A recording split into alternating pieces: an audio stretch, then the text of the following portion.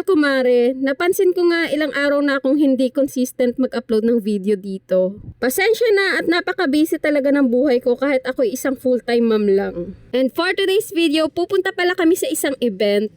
First birthday at binyag pala itong pupuntahan namin. Paalis pa lang kami dyan, itong dalawang alaga ko ay nagugutom na nga.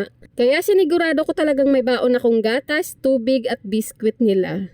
Papunta pala kami ng simbahan ng mga oras na yan, kaso nga lang, full parking na, kaya ayun, nagantay na lang kami sa labas ng simbahan at pagkatapos nun, dumiretso na agad kami dito sa reception. At eto nga si Sab ay hindi nga mapakali sa suot niya, siguro gwapong-gwapo rin sa sarili niya ng mga oras na yan. Huwag kang mag-alala Sab kasi kaming mga magulang mo ang unang magsasabing napakagwapo mo nga sa suot mo ngayon. Yang polo at pantalon kasi na yan na suot niya, bigay lang yan ng ate ko na nagtatrabaho sa Dubai, kaya shoutout sa ate ko, salamat nga pala sa binigay mo, tuwang-tuwa si Sab.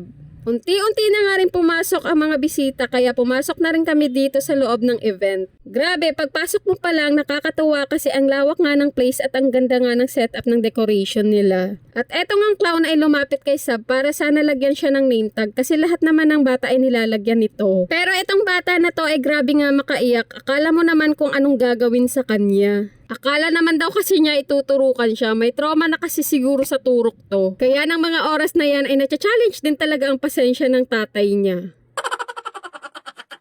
Pinakilala na nga rin pala itong baby celebrant. Napakagwapo at manggigigil ka talaga sa kakyutan ng batang ito. Kamag-anak pala ng asawa ko yung daddy ng celebrant yan kaya kami na-invite dyan. Kaya thank you po sa pag-invite. Nag-enjoy naman si Sakia at si Sab na puro kulit lang naman ang ginawa. At nag-start na nga yung mga pag-games at adult naman ang naglalaro sa mga oras na to. After nga ng 2 games dyan ay eating time na din. Natuwa talaga ako dito sa anak kong si Sakia. Halatangang gutom na talaga siya kasi nung dumaan nga yung server na may dalang pagkain, naku, hinabol ba naman ang tingin?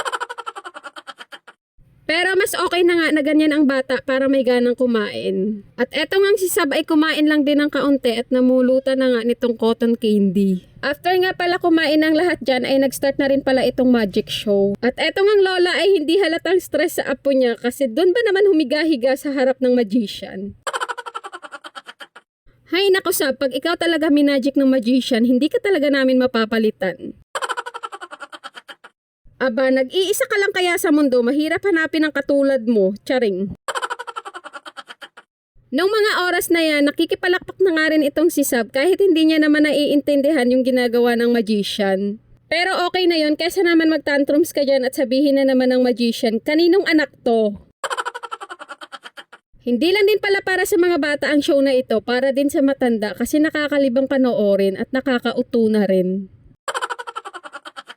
After nga ng show dyan ay binigay na nga rin pala itong mga giveaways para sa mga bata. At ako nga yung pumila dyan para kay Sakia kasi si Sab nandun na sa labas kasama yung papa niya. Uwian na nga rin pala niyan at nagsisilabasan na nga rin itong mga bisita. Kami naman hindi pa kami uuwi dyan. Dediretso daw kami dun sa bahay ng mga kamag-anak nitong asawa ko. Dun daw kasi yung continuation ng event. Hanggang dito na lang yung video na to. Salamat sa pagtanaw. Babu!